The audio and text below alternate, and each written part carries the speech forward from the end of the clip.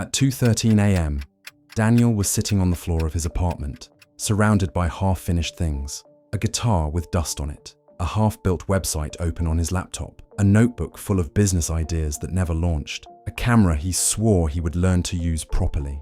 He picked up the notebook, flipped through it, and muttered, "I can't stick to anything." His college friend had just posted on LinkedIn about getting promoted again. Same company, same field, straight lineup. Daniel looked at his own trail of unfinished projects and thought, maybe I just don't have discipline.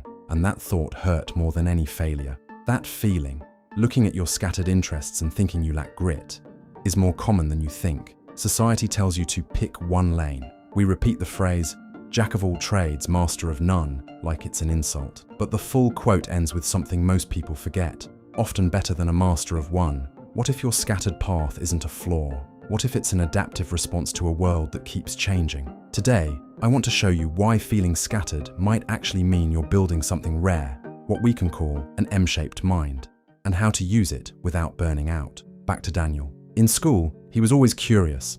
He learned basic coding, helped his uncle with farming during summers, got interested in photography. Later he tried freelancing, then teaching, then UI design. Every time he went deep for a while, then shifted. To others, it looked chaotic, but here's what was actually happening. For most of the last century, success worked like a stable game. You picked one skill, you repeated it, you improved, you climbed. In a predictable system, extreme specialization worked.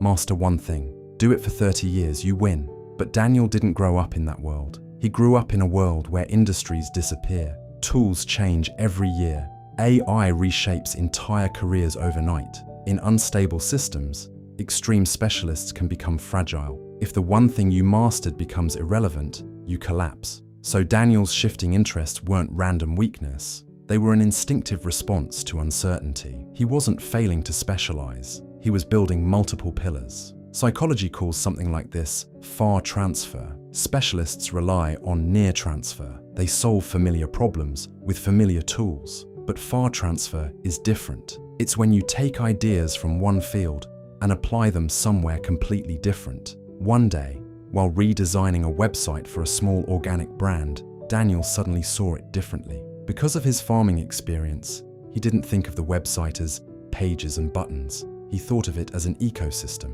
Traffic was like soil quality. Email subscribers were like seeds. Content was like pollination, similar to what he learned from helping with beekeeping. That shift changed how he built the site.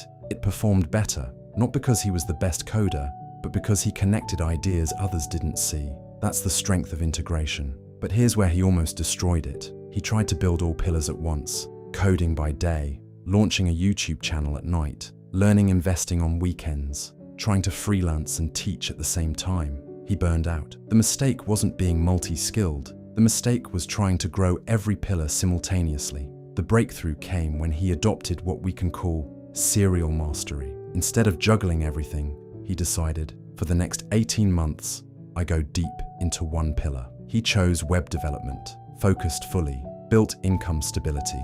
Photography didn't disappear, it moved to weekends. Teaching became occasional workshops. Life became seasonal. One season, one pillar, later, another. That's what an M-shaped path looks like, not chaos, structure over time. Here's what most people misunderstand.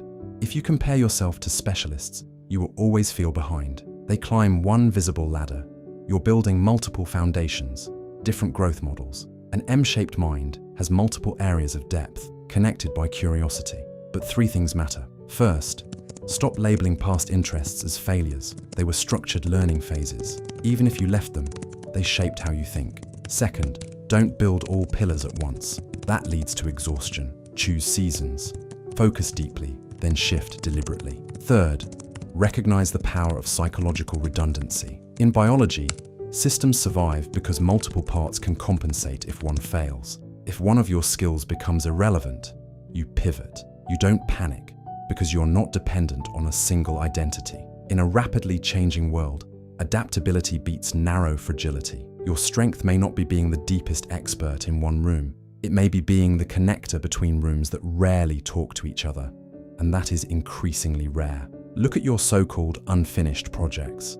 Were they really failures, or were they phases? Comment and tell me one skill you thought was useless, but later turned out to connect with something else. And if this helped you rethink your path, stick around. We're building for the long game here.